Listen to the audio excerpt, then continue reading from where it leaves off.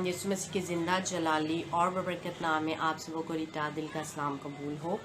मेरे अजीज़ों, आज जो हमारा क्वाइट टाइम का हवाला है वो है यूहन्ना 5 बाब उसकी 30 से 32 आयत।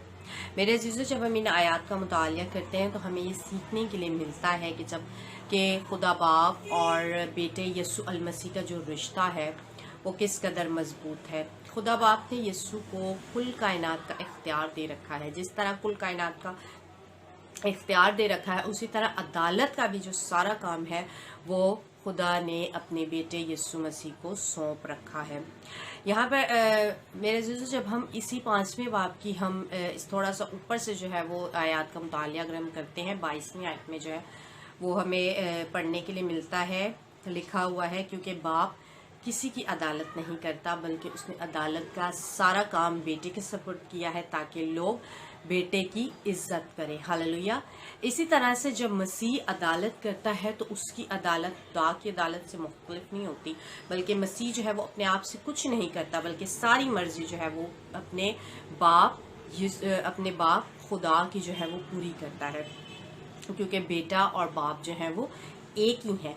इसी तरह से 5वें बाब की हम 19वीं आयत में जब हम देखते हैं तो यहाँ पर भी जो है वो मसीह अपने मुंह से इकरार करते हैं कि बेटा जो कुछ बाप को करते हुए देखता है वही काम बेटा भी उसी तरह से करता है।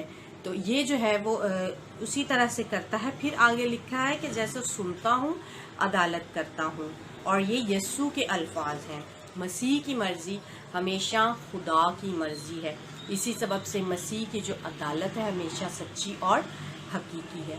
जैसा ये मसीह के लिए है वैसे ही हमारे लिए भी है कि जब हम खुदा की मर्जी में कायम रहते हैं तो हमारी जो ज़िंदगी है वो रास्त रहती है। लेकिन जब हम अपनी मर्जी की पैरवी करते हैं, जब हम सारी चीज़ें अपनी मर्जी से करते हैं, अपने आप को खुश करने में लगे रहते हैं, तो हमारी जो ज़िंदगी है वो क्या हो जाती है, नाराज़ हो जाती है। फिर हम रास्तबाजी के रास्ते पर चल नहीं सकते। मेरे अज़ीज़ों, आयत 31 में जब हम देखते हैं तो यहाँ पर जो है वो हमें खुदा की गवाही से मुतल्लिक जो है वो एक चीज़ बड़ी अहम जो है वो मिलती है। यहाँ पर लिखा हुआ है कि यीशु यहाँ पर कहते हैं कि अगर मैं खुद अपनी गवाही दूँ तो मेरी गवाही जो है वो सच्ची नहीं। ये ज़रा सख्त अल्फाज हैं क्योंकि यीशु की गवाही जो है वो झूठी हो ही नहीं सकती, लेकिन यहाँ पर यीशु खुद जो है वो ये बात कहते हैं। वो इसलिए कहते हैं कि यहाँ पर यीशु जो है वो उन लोगों के सबब से जो है वो ये बात कहते हैं कि मेरी गवाही सच्ची नहीं, उन लोगों के सबब से जो यीशु को जो है वो इब्ने खुदा नहीं मानते थे।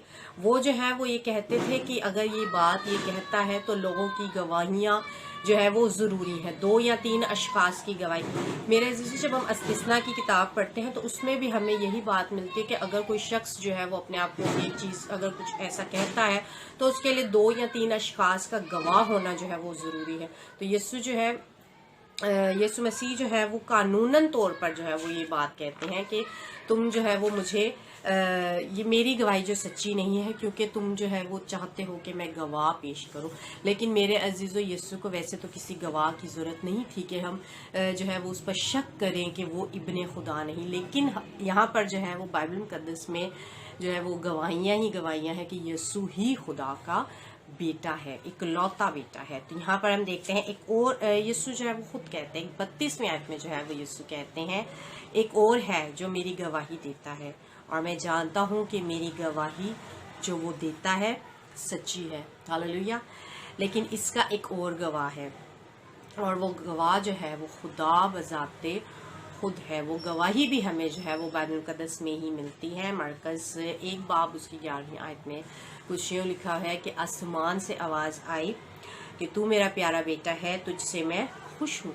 सबसे अहम बात जो यीशु से मुतल्लिक हमें समझ, तो यहाँ पर जो है मेरे अजीज़ों, खुदा बाप ने कब जो है वो आसमान पर किसी फरिश्ते से या ज़मीन पर किसी आदमी से कहा कि ये मेरा प्यारा बेटा है जिससे मैं खुश हूँ। मेरे अजीज़ों, ہم دیکھتے ہیں کہ یہ گواہی جو ہے وہ خدا بذات خود اپنے بیٹے کے بارے میں دے رہا ہے، تو ہمیں جو ہے وہ کسی دوسری گواہی کی کیا ضرورت ہے؟ ہمیں جو ہے وہ یہ دیکھنے کی ضرورت ہے کہ خدا خود اپنے بیٹے کی گواہی دیتا ہے، وہ خود یہ کہتا ہے کہ یہ میرا بیٹا ہے، ہمیں کسی اور گواہی کی ضرورت نہیں۔ میرے عزیزو، اگر مجھے اور آپ کو یسوع کی گواہیوں سے متعلق مزید جاننا اور سیکھنا ہے تو مجھے اور آپ کو زیادہ سے زیادہ بائبل کا مطالعہ کرنا ہوگا، کلام مقدس کو پڑھنا ہوگا، اسے سیکھنا ہوگا، اور جب ہم سیکھتے ہیں تو ہم مزید جو ہے وہ اس کے بارے میں جو ہے وہ جانتے چلے جاتے ہیں کہ پرانے عہد نامے میں بہت سی پیشن گوئیاں ہوئیں کہ خدا کہ یسوع مسیح جو ہے وہ آئیں گے اور یہ سب ہوگا۔ لیکن آج جو ہمارا ٹاپک جو ہے وہ سیکھنے کا وہ یہی ہے کہ یسوع سے متعلق گواہی کہ وہ ابن خدا ہے، اور اگر ہمیں کلام مقدس کو مزید سیکھنا ہے تو اپنے ایمان کو جو ہے وہ مضبوط کرنا ہوگا۔ جب ہمارا ایمان پختہ ہوگا، ایمان مضبوط ہوگا، تو جو بھی ہم بائبل مقدس میں سے پڑھیں گے اس پر ہم ایمان لے کر آئیں گے اور ہمیشہ کی زندگی کے وارث بھی بنیں گے، اور پھر یسوع مسیح کے گواہ بھی بنیں گے، نہ صرف دنیا میں بلکہ دنیا کی انتہا تک۔ ہاللویہ۔ تو ہم آپ سب کو بہت برکت دے۔ God bless you all.